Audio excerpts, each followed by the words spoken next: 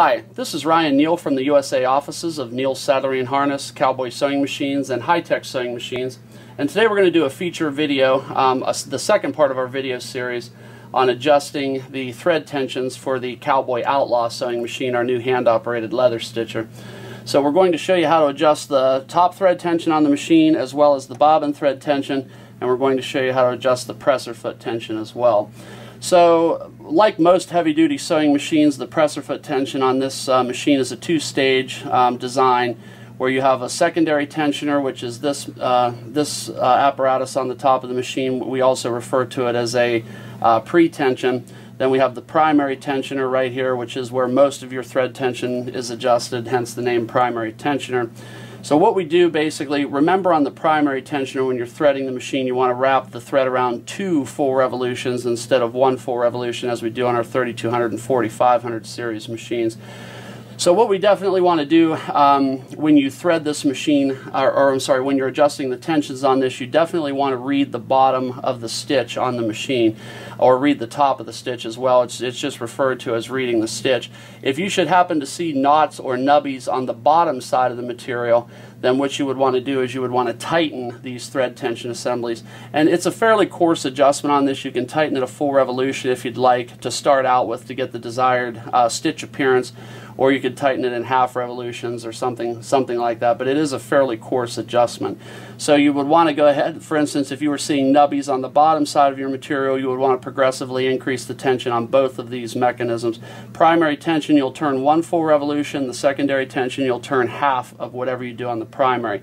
So if you do 1 over here, you'll do half of a turn over here. If you do 2 over here, you'll do 1 turn over here, and that gives you the effect of pulling the knot up. Now if you should notice nubbies or loops on the top side of your material, that's indicative of a high thread tension situation, in which case you would want to loosen this by 1 full revolution, loosen this by a half, or loosen this by 2 revolutions, loosen this by 1 revolution. So by balancing the thread tension between the top and the bobbin on the sewing machine, then you're able to achieve a stitch that's sucked into the center of the material where you don't have any loops or nubs on either the top or the bottom of the material. I use the analogy of a tug-of-war between the top and the bottom. So if you see knots on the top side, that means the top's winning. You need to loosen your tension. If you see knots on the bottom side, then that means that the bottom's winning and you need to tighten this tension so that it pulls the knot up. So that would give you a rough idea on how to adjust the thread tension. Of course, it is more of an art than it is a science, so you're basically going to have to do some tinkering with the machine to get the proper thread tension adjustment. Now the one thing I will say on this machine, if you're going, for instance, 1 layer of 8 to 10 ounce, stepping up to 2 layers of 8 to 10 ounce, it's possible that you would need to adjust the thread tension. When you step from 2 layers to 3 layers, it's less necessary. Only when you make severe changes in material thicknesses, I think, is it required that you do thread tension adjustments on these machines. So now the second step we're going to do is I'm going to show you how to adjust the bobbin tension on this machine. So in order to get to the bobbin, we snap off the bobbin case cover just like that, and I'm going to see, can our camera get a good view here? Okay, yes. So what we're going to do is to adjust the bobbin tension on this machine, you're going to pull the handle towards you just a little bit, putting this screw, this access screw, into view. And this is a set screw that holds the main adjuster screw, which is under here. I'm not sure if you guys can see that, but the main adjuster screw is under here.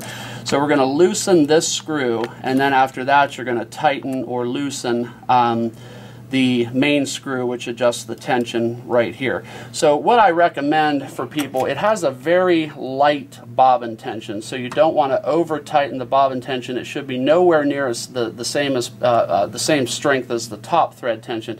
So when you pull on the thread, it should pull with a little bit of resistance. Approximately 2 pounds of pull would be about what you would experience, 1 to 2 pounds of pull when you pull this out. It pulls out relatively easily. So again, to adjust the bobbin tension, you're going to loosen this set screw right here, and then you will tighten or loosen this screw, which has the effect of pulling this tension adjuster farther away or into the bobbin case, hence tightening or loosening the thread.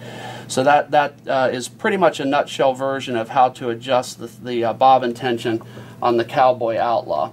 Now the third adjustment that we want to talk about is how to adjust the presser foot tension, which is adjusted up here.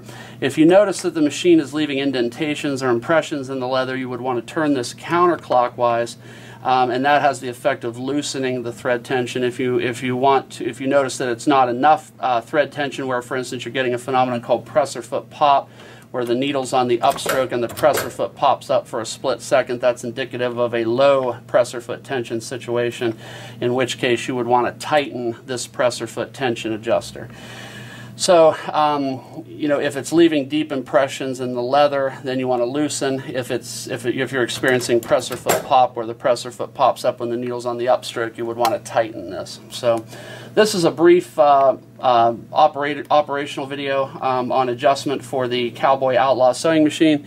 And if you have any additional questions, please feel free to call me directly. My name is Ryan Neal from the USA offices of Neal Saddlery and Harness, Cowboy Sewing Machines, and High Tech Sewing Machines. And I do thank you for your time today.